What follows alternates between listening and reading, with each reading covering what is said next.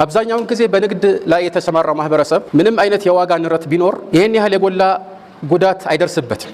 በአኗኗሩ ዘይቤ ላይም የሚደርስ ተጽዕኖ የለም። አብዛኛውን ጊዜ ጉዳት የሚያጋጥማቸው በደሞዝ የሚተዳደሩ ናቸው። እነሱም ደግሞ አላህ ብሎ ከጊዜ በኋላ ደሞዛቸው መጨመሩ አይቀርም። አላህ Subhanahu Wa Ta'ala ለእያንዳንዱ ሰው ገና ሳይወለድ በፊት ሲሳዩን እንደሚለግሰው ቃል ከገባ ዋስትና ከወሰደ ምን የሚያስፈራ ነገር አለ? ዋጋ ከመጨመሩም በፊት ከጨመረም በኋላ ሰዎችን የሚረዝቀው አላህ ነው። ይሄን የሚያሳይ ምሳሌ ካስፈለገ ብዙዎቻችን በልመና የሚተዳደሩ ወንድሞችና እህቶች ሲያጋጥሙን ምናልባት የዛሬ 15 ዓመት ወይም 10 ዓመት የምንሰጠው 1 ብር ሊሆን ይችላል። ዛሬ ግን ብዙዎቻችን 10 ብር ወይም ከዛም በላይ ልንሰጥ እንችላለን።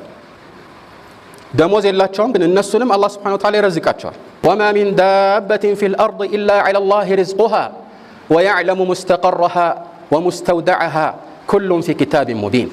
በምድር ላይ ምንም አይነት የሚንቀሳቀስ ተንቀሳቃሽ እንስሳ ካለ አላህ ሪዝቁን የሚሰጠው ቢሆን እንጂ ለሁሉም ይሰጣል፣ ለሰው ብቻ አይደለም፣ እኛ ለማናውቃቸው እንስሶችም ጭምር።